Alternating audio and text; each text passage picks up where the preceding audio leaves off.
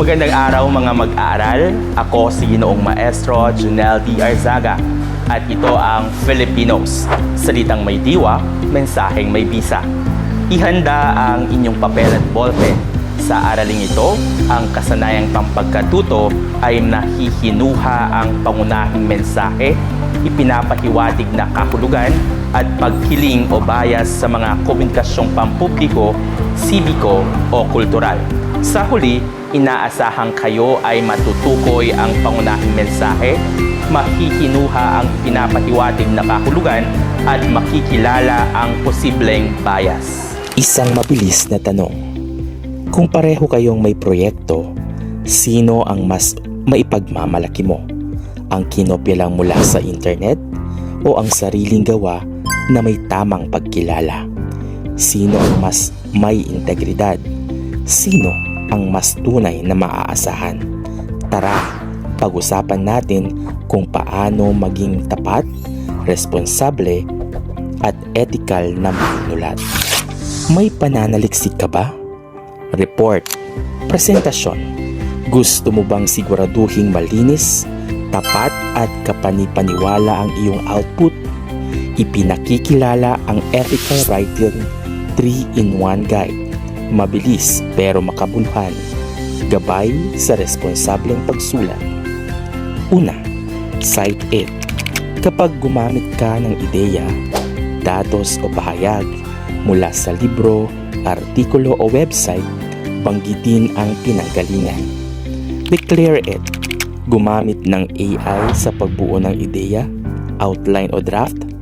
Sabihin ito ng malinaw. Own it.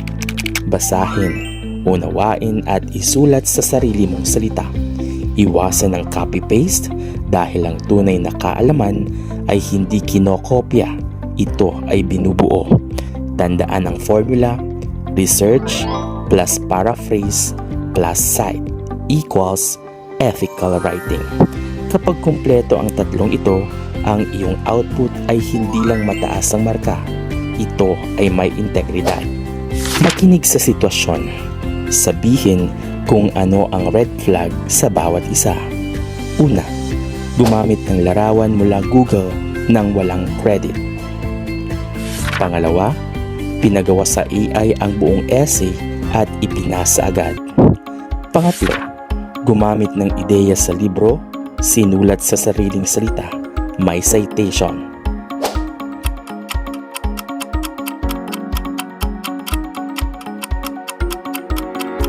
Ngayon, sumulat ng 2 hanggang 3 pangungusap kung paano mo isasabuhay ang ethical na pagsulat. Kumpletuhin ang pangako. Bilang responsableng mag-aaral, nangangako akong patlang.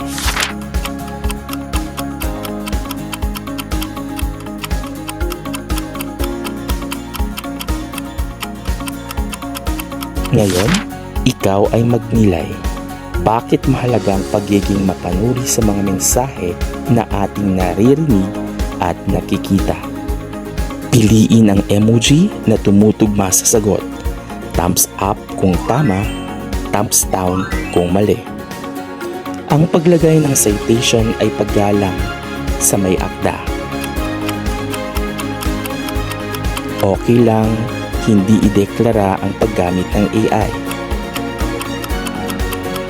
Ang paraphrasing na may citation ay ethical. Tandaan mga mag-aaral, sa anumang gawain, piliin ang katapatan kaysa madaling paraan. Dahil ang tunay na galing ay hindi kinokopya.